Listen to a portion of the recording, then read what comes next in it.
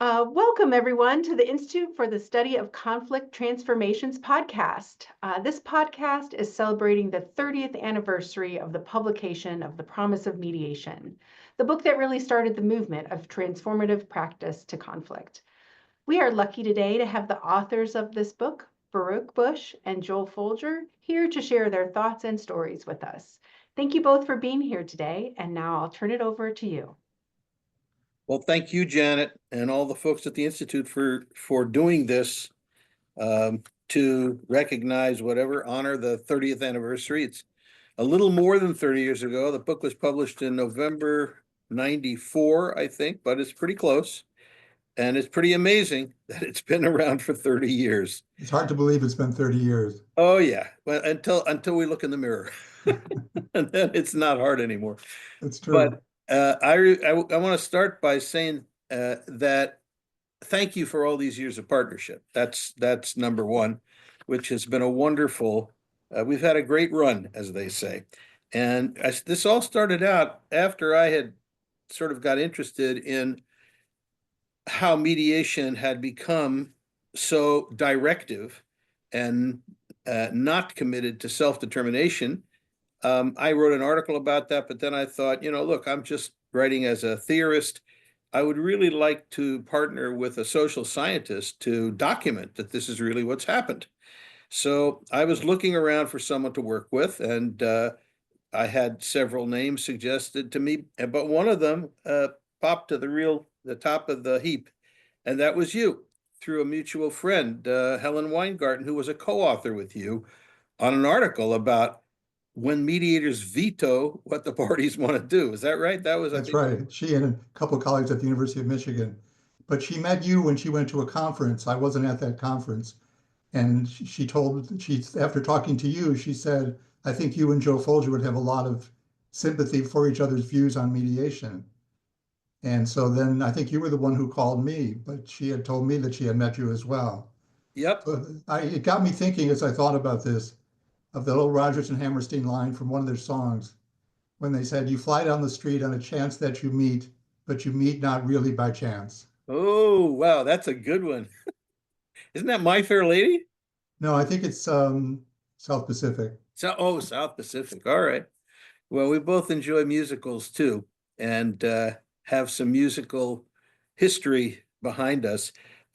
Helen, that article, when she mentioned it, when I met her at that conference, and then I read it, I thought, wow, this guy and me are on the same track, and I really ought to meet him. So, in fact, I went on the track on the Amtrak down to Philly, or up to Philly, whichever direction that is. I can never figure that out, and get off at the 30th Street station, and there you were. And we went back to your house, and the rest is history. Yeah, well, what's interesting is that really we just decided to have conversations. We didn't really have a goal at first. We thought we might write a research article or do a study or something, but it was just through almost a year, I think, of just talking to each other about issues and what we thought, and maybe reading some joint pieces together, that this whole idea of there's really a book here came to mind. Yeah, I think that what hit us was we both felt like we want to write something that's going to have an impact on the field, to pull it away from what we saw as the directive orientation of mediation practice, as opposed to what we both believed should have been a more of a bottom-up, party-centered approach. And we realized that, writing another article and adding it to the tons of articles already out there was not going to really have much of an impact on a wide range of the field. So if you want to have impact, you got to write a book. That's what we decided, which was was an amazing conclusion at the time. Are you kidding? We're going to write a book? But that's what we decided we would try to do. And that's what we did. Yeah, and we weren't sure how it would be received. We just felt that what we were talking about needed to be said more publicly and to an audience that, as you say, was of practitioners. I remember us trying to decide whether we were going to go with a publisher such as Josie Bass, or whether we were going to do a more academic publisher. And we definitely agreed that we wanted the one that was going to reach sophisticated practitioners, I think we said. So that it would be an upgrade in their thinking and a chance to talk to the people who do the work. Right, right. The lure of an academic publication, and I think we actually did submit a sample chapter to a number of academic publishers, and it was, I believe it was Temple University that offered us to publish it. But by that time, we had agreed that we didn't want an academic publisher. We wanted to speak directly to folks in the field, and especially folks who could influence others in the field. So we had a pretty good sense of what our audience was for this book. Um, and you know, I'm going to jump way ahead here, but saying it took us, I think, really 5 years to write this book, because we started in 1990 or 1991, and we didn't get published till 94. So that was a long commitment, and we really did it carefully and you know, diligently. We did our homework, as they say, and the impact was, I think, pretty amazing and surprising to both of us. Exactly. I think the idea that we were both coming from different perspectives, you from a legal perspective, me from a social science perspective, but we were actually at the same ideological level, the same ideological place. And that's what made it possible, I think, for us to really write this, because otherwise it would have been a legal book or it would have been a social science catalog. And it wasn't that, it wasn't either in some ways. Yeah, and that's exactly right. And when we published the book, well, let's back up a little bit. The process of writing it was actually a wonderful process. We had meeting after meeting in all different kinds of places all over Manhattan and Philadelphia, and in my basement in Brooklyn. And we recorded all these conversations so that we could remember what we said, and then started to try to fit it together in a coherent presentation, which also, the fact is that writing a book together with somebody else is a challenge. We wanted it to have one voice, not two voices.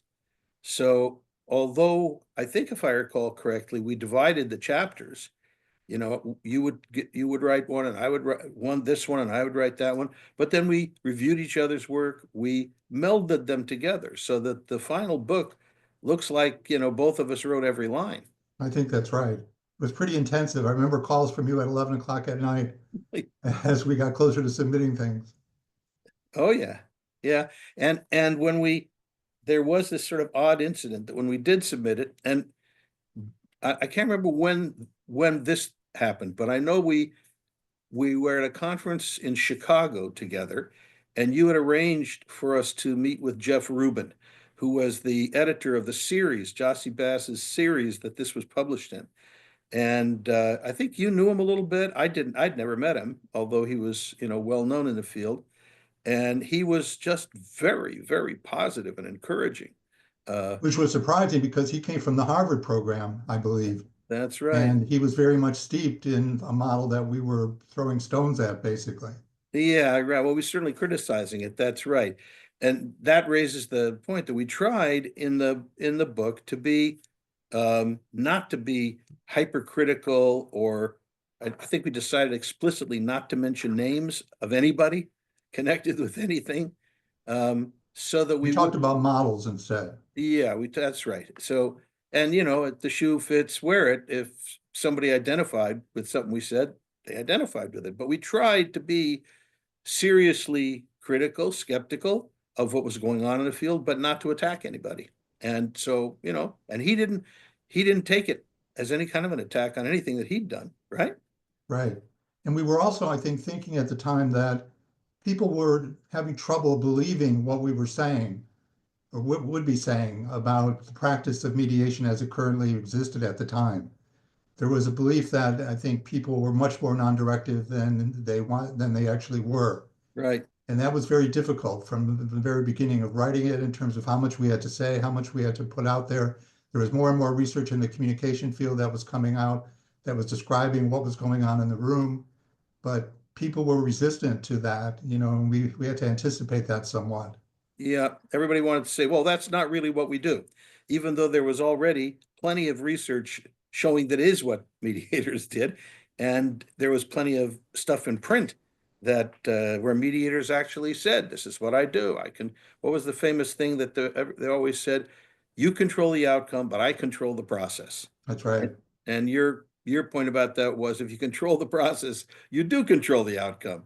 Right, and that insight came from the communication field, from social science work as well. So it was a good, again, we had a good mix of ways of thinking about this that I think made the book and what we were writing more interesting than if it was just a legal analysis or just a social science analysis. Yeah, absolutely. But it still was hard for people to admit that we had described and pictured what was being done accurately and honestly. There was a lot of resistance. No, that's not me. No, I don't do that. Even though, that's in fact what they were doing. Yeah, I think that's still true to some extent, although much less today. But that we got a lot of resistance on that point. You're and I right. think we were aware of it to some extent when we were writing the book. I think we had a sense that people would find this hard to digest, in some ways. And so I Yes. think we were expecting more negativity than we got, essentially. Well, that's probably true. I know when we went just after the book was published, there was a conference, one of the, big conferences, and we both went, and we were astonished, overwhelmed by the fact that people were coming up to us and saying, "Oh, this is such a great book. Thank you for writing this book." It was a very, very positive reaction, right? That I'm not sure. I mean, I think when I went to that conference, I was like, I went with what do you call it? My heart in my hands. Who knows what the response to this is going to be. But it was over the top positive to begin with, initially. Definitely, definitely. And that was a good feeling. It was a great feeling because it just showed that the people we were trying to speak to understood it and resonated with it. And it wasn't a bunch of academics that were reacting to it at that point. It was practitioners. Yeah, yeah, and people would come up and say to us, were saying to us at that conference, "Wow, you guys captured exactly what I think and what I always have believed about what I'm doing," and it really resonated with people basically, which was a wonderful gift and surprise, I think, probably to both of us at that point. Not to say that there weren't criticisms thereafter. Right. Just to back up a second, I think one of the things I wanted to mention was that when we wrote the book, we originally had a design for it that Jeff Rubin, when he read it, made some suggestions. And so the actual organization of the first edition of the Promise of Mediation was heavily influenced by him. Right. And it was a good influence because he said, I think he used the expression, put the blood on the floor. In other words, lay the rationale for why you should read further in this book. Yeah, yeah, that was his expression. And it was great. And when he ultimately wrote a foreword to the book, it was a very, very nice comment by him. One of the things he said was something like, in a field that was dominated by an interest in settlement, Bush and Folger are, I'm not sure the word he used to describe it, you know, I should grab the book and look at it, have the gall to suggest that there's a totally different purpose behind mediation, and that's what this book is all about. Which that's why we called it the Promise of Mediation. The And just as promise, a which footnote, it was tragic that he died in that hiking accident, if you remember. unbelievable. Yep, it was. It was tragic. Was it before the book came out? I don't remember. Was it before or after? I'm not sure. I think I don't remember. There's some things at 30 years distance I can't really remember much anymore. But it was Um, really rewarding to get his feedback and his help and support along the way. It really was. It really was. And the other thing that happened early on, this is more sort of technical than substantive, but when we first got the proofs back after it was, edited and everything else, they sent that we had a very clear idea what we wanted the book to look like. There was a book published not too long before our book. I think it was called When Talk Works or something like that, edited by Debbie Kolb and Ken Kressel or somebody. I think that was the one, and it was a beautiful book. I mean, the font and the quality of the paper, and that makes a difference when people buy a book. They like it if it looks good and it feels good and it's easy to read. So we said we want it just like that. Just use that design. Instead, they sent us a book that was modeled after some academic research study that had like too many lines on the page, narrow margins, and cheap quality paper, and we didn't know what to do. You know, Yeah. what are we going to do here? Yeah, So so we pushed back on it basically. I don't we remember did. if Jeff helped us on that one too, but we just knew it wasn't the look and the feel of a book that we wanted to put out, especially to the audience that we had targeted. That's right. So their first response was, "Oh, we can't change it. It's already set in proofs, and it's going to the printer." And we talked about that, and we thought to ourselves, "Come on, all of this stuff is computerized today. All they have to do is put the text into a different program, and it'll come out different." And ultimately, that's what they did. And Yeah, and it turned the out book, great. it turned out great. Yep. There was, yeah. Go ahead. I'm sorry. While we're talking about the physical nature of the book, we were a little taken aback by the cover that they designed. We didn't have any say in what the cover was going to be, and that's par for the course with these publishers. They have people internally who read it or don't read the book and then decide what they wanted it to look like from an artistic point of view.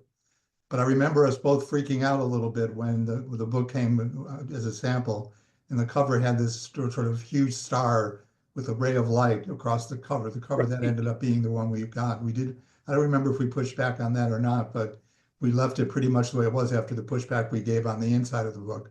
We pushed back on the next edition, I think, quite a bit Yeah. more. Yeah. But why were we afraid of that? Because we thought it may have sent the wrong message for what's in the content, that we were really someplace out in, the heavens someplace or someplace away from the earth with these ideas, Right. or that New we were in this Age. These guys are spiritual, going to be New Age, retreat going, otherworldly. It's not connected to reality. Yeah, that was our concern. yeah. And yet We we didn't want left to it be because it wasn't that it was unattractive, it's just that it was sending the wrong message, perhaps. right. But Right. It's as a it turns out, it publication. may have helped us because I think it was people felt that cover were actually outside of the norm already, and we were saying we are too.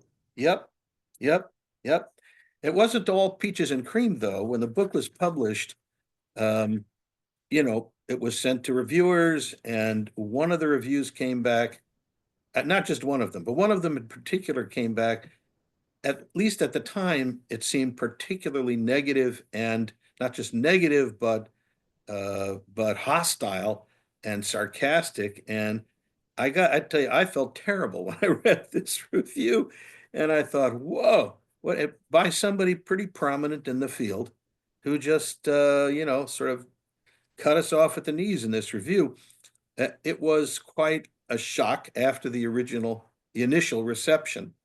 But, over time, if there were a lot of critical things said, they really didn't hold back the impact of the book, though. I think the impact was very powerful and positive, despite, many criticisms. Well, it seemed to me at the time when we talked about this that we had hit a nerve, Yeah, and the nerve, which meant it was touching something that was real out there. yeah, yeah. Otherwise, those extremely negative, almost personal attacks never would have happened. I think that's true. And even That's though we true. had bent over backwards not to name names or to be, sort of generic in our criticism, that didn't matter because people knew who they were and knew what they did. And we were Right. moving away from that. And the book was very clear. We were calling people to move away from that model, that way of thinking, that way of behaving when they were as practitioners or as Absolutely. researchers or as theorists, pushing a model that was overwhelmingly positive or overwhelmingly, bought by, the community in the mediation field. Yep, absolutely. So, we kept on keeping on, although, you know, there were lots of there was lots of, as one of our colleagues would say, pushback. There was a lot of pushback. I remember when we the other thing we did, which was very positive, was both of us hit the road and did a lot of speaking and training in this alternative, different approach to mediation. I read a study sometime after that that said that the impact that books have in our field depends on whether people have an opportunity to actually hear directly from the authors.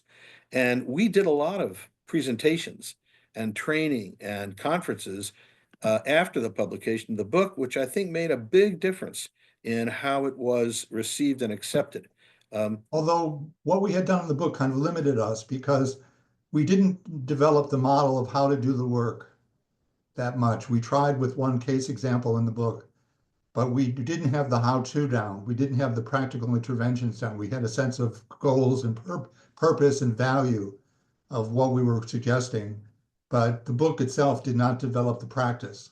Yes, it developed in a sense, I think, and even our early trainings, we went through a process of figuring out, well, we went through a process of figuring out the how-to, actually, working With with practitioners. with practitioners. That's right. And we had some wonderful help. Look, the people that we got connected with as a result of the book and then continued working with were terrific people. Dorothy Delanoche, who became one of your PhD students, and Sally Pope, both of them directors of Academy of Family Mediators. Sally, I knew through work here in New York. And this circle of people that we were working with grew, and it was wonderful. And we got better and better at doing it and describing the how-to, which is what we put 10 years later into our second edition, which they really should have called by a different name. And unfortunately, we had no control over that either. So I think a lot of people thought, if they read the first edition, they don't have to read the second edition. This is another opportunity to clarify for people that if you read the first edition and you loved it, for sure buy the second edition, which is still in print because it's got all the other stuff in it, like the how-tos. So that was. And part of the way we got there was we were lucky enough to get that grant based on the book Yep. primarily. Yep. And that grant allowed us to bring practitioners together who might have an interest in what we were doing, who had read the book. That's right. And, we had 3 meetings in different parts of the country, which were fascinating, been watching people who were getting it and deciding could they move in that direction or couldn't they? But it was the book itself that got them thinking because many of them hadn't heard a thing about it other than what they had read in the volume. Right. Then and that project all over like you said, in 3 different places, and I think we had like about 30 people. So we had about 100 people around the country, and the project was aimed at training. So we said, well, if you are going to change your training that you've been doing based on what this book says, what would you do? And lots of people came to us from that too. That was someone like Judy Saul. Judy Saul came to one of those programs in, of all places, Oklahoma City. Yeah. Other people came from other places. Yeah, it was definitely an integration of the ideas with practice. Yep. And I think that's what informed the whole book in the first place, because you and I both had done mediations, had been involved in centers. In other words, I wasn't just a researcher, I was also concerned about practice. And I think that is the pitch that we had at the right tone in the book, even though we didn't have the nuts and bolts of practice all spelled out. Well, we actually taught a mediation clinic together at Hofstra for, I don't remember how many years it was, but we started a clinic doing community mediation center cases. And that was a wonderful experience, the two of us doing them together and then thinking about them. And I think that did feed into all the ideas. We also got, you remember, I mean, one of my core experiences after writing the book was when I'm sitting at home one night around 11 o'clock and the phone rings, and on the other end of the phone is a very excited female voice saying, "Is this Baruch Bush?" I said, "Yeah." I was wondering maybe it was a creditor. "Well, this is Cindy Haberlin. I'm the director of the Redress Workplace Mediation Program at the U.S. Postal Service. And I just finished reading your book. I couldn't put it down. We need you guys. We want you to do training for us." That led to like 3 years of work designing training and working with mediators doing workplace conflict cases for the Postal Service. That's right. It was just her read of the book itself that got her that taken. That's absolutely right. Yeah, it was So great. it's amazing what the power of one book can be. And, it was so gratifying to find that happening as it was happening and afterwards. Although the criticism still sticks. And stings. It sticks and stings, right? Both. And it also, it surprises me because I think one thing about your writing and mine is that we're very clear writers. And I think everything we said in that book, in the second edition, in the articles that we've written since then, has been very clear about what the transformative approach is and what it's not, what transformation means, what kinds of practices it entails. We've been very clear about that. And yet there were at the very beginning still many misconceptions about what we were saying. And there still are a lot of misconceptions. It's hard. It's hard to penetrate. Yeah. Well, the whole idea in the book of, sort of a relational ideology is Mm-hmm. something you and I talked about a lot over those conversations while we were writing the book or before it. And I think that is something that is still going on in terms of what is it that people really believe about human nature and believe about each other. And we weren't afraid to go there in the book itself, because Right. we had to, if we were going to say, why would we move out of this framework, which is so individualistic and so transactionally based? Right. And to make that move was not an easy move to do in that book. And although, and to give us, it was not an easy move to make. Absolutely not. And one of the things that what made it difficult and makes it difficult is language. So you mentioned, we talked about a relational framework, and for a long time, and still for many people, this automatically connotes that what we are focused on is relationships. And you came up with a very good distinction. But quite a while after we published the book, the difference between relationship oriented and relational, right? And that you can use this approach in a way that builds relationships, or you can use it in a way that ends relationships relationally. When people decide they don't really want to continue with a relationship, but they do the separation in what we call a relational way. That's a distinction that was and still is very hard to make for many people. Exactly. And They when we hear didn't have all relation. the language down that we had later on for Yeah, making that difference clear. yeah. And also choosing the term transformative turned turned into well, once it was out there, it was out there. That was, the cow was out of the barn. But I think, why did we choose that word? People ask me. I ask myself that question because Well, I remember when we were wrestling with that, at one point we were talking about the educational approach, right. which would have been a disaster if we went with that. I think so. There But are other people. we also wrestled with, could we not have to name it at all? Right. And that was a difficult linguistic choice to make as well, because if you Yeah. didn't name it, then how would you refer to it? And it was going to be, if you just call it mediation, well, so it's like every other mediation. The truth is that that book started, I think, the awareness that there were different quote unquote models of mediation, that mediation was not all the same thing. And there were distinct models with pretty clear differentiation between them. I think that really arose because of the way we presented it in our book. Um, but I also think transformative, over the years, I've come to believe we couldn't have called it anything else, because not because of some theoretical thing, but because of the experience. And we talked about this with mediators at the beginning. Remember, we would ask mediators that we knew, what are the most memorable cases you've ever done?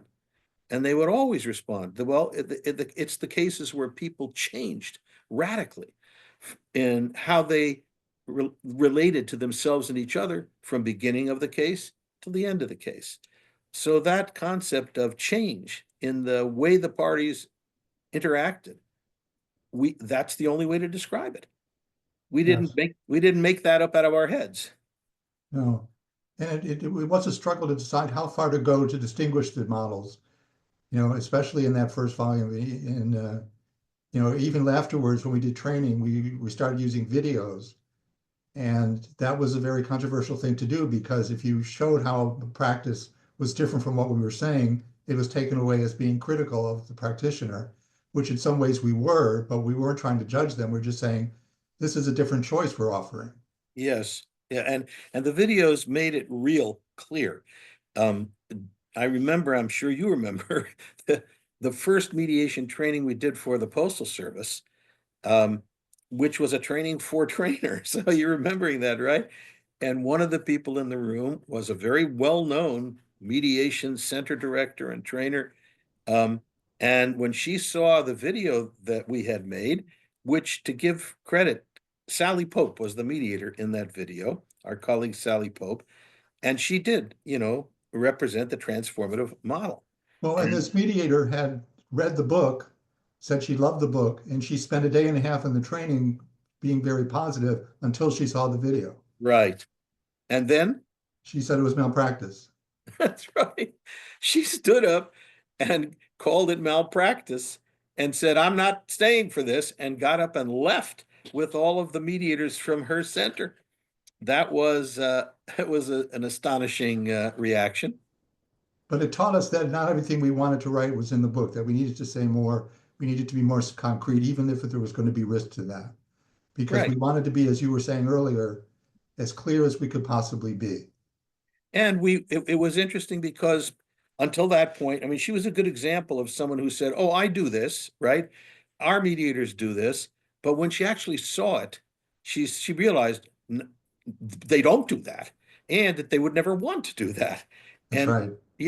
we And made, from her point of view and from the way she practiced, it was malpractice because it right, was totally different from what she would expect to happen, in her approach, including ground rules and all the interventions that a mediator would and wouldn't do.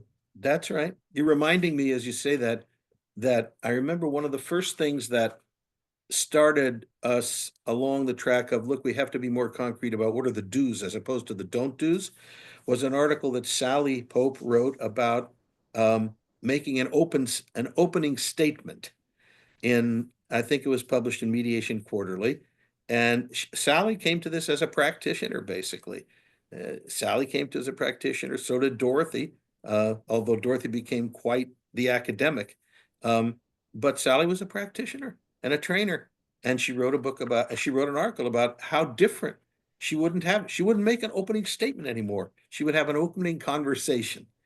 And that really started me thinking about, wow, what are all the other stuff we would do that are different?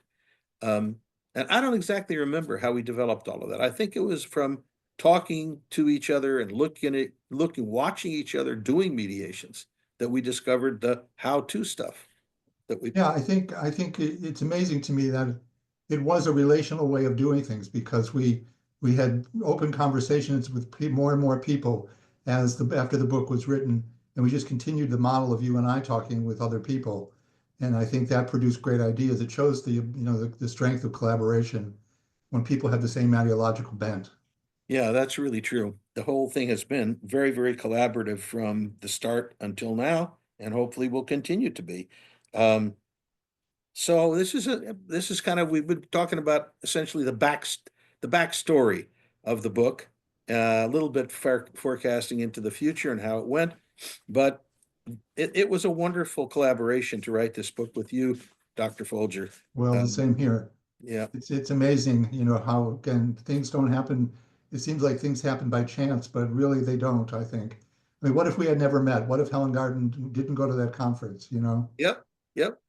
Well, also along the way, you know, you brought into our conversation the saying of either your mother or your father, I don't remember which, doors open, doors close, or doors close, doors open. We had rejections. We had people that weren't interested. We had people that resisted. And your response to that was always doors closed, doors open. And a lot of doors closed for us, a lot of doors opened. Um, and that's what's developed into this institute that's doing these podcasts. 30 years later, we're still here. We look a A little older, little bit. a little bit, yeah. So I think I don't know how long we've been talking here, but somebody's listening to this who has an idea of that. Hello Yes. there. Well, it's good to reflect on it because it was a great time when we were writing that book. And, it was definitely worth the effort we put in for a few years. And it's been the platform for a lot of other stuff that's developed since then. I know the other thing I want to mention, we in the early years, the two of us kept wanting to see other people writing stuff. Um, and in the last several years, we've really seen that. We've seen new books published about the transformative approach. There's a new publisher that's sort of taken the place of Jossie Bass. More recently, Roman and Littlefield, they published a book, very lovely book by Dan Simon and Tara West, with Dan as sort of Dan doing cases, actual cases, and Tara commenting on them and sort of documenting some of the things that are done. And then now Roman and Littlefield is publishing the new book by our dear colleagues Eric Clevin and Judy Saul as editors, which is a different thing, on transformative dialogue. And in the meantime, a lot of other people have published articles from our growing circle of colleagues. That's really encouraging. It's encouraging. It's great. Yeah, it's wonderful. Yeah, and it's all, the nice thing about it is it's stayed pretty much in a coherent and cohesive model, following the principles and the ideas and the values, the ideology that we set out in Promise of Mediation. So it's, things have kept held together. They haven't scattered off to the four winds. It's great. Yeah. This is nice to have the chance to do this with you, this little retrospective, my dear friend. Definitely. It was really heartwarming. And we so appreciate you sharing your stories and talking with us. And I'm sure a lot of people will be happy to hear some of these stories if they've never heard them before. And just want to say thanks for your time today. Thanks for You doing are this. very Jen. welcome. I was just going to throw one more story before we leave. Okay. When we also started a bunch of conferences. That was your idea, I think, Folger. And the first conference you organized in Philadelphia, and our conferences were always wonderful, very elegant affairs. At one of them, our partnership took a new wrinkle when we discovered that we could be a good musical comedy team, with Folger playing the piano and me singing. And we did a version of, what was it? What was the song that we did from Gypsy, I think? Wherever you go, we're going to go there together. Remember that? Yeah, that's right. So maybe we'll do an album someday, Janet, if you guys sponsor it. Could be fun. Could be fun. Yep. Thanks for setting this up, Janet. Yeah, Thank you so much. all.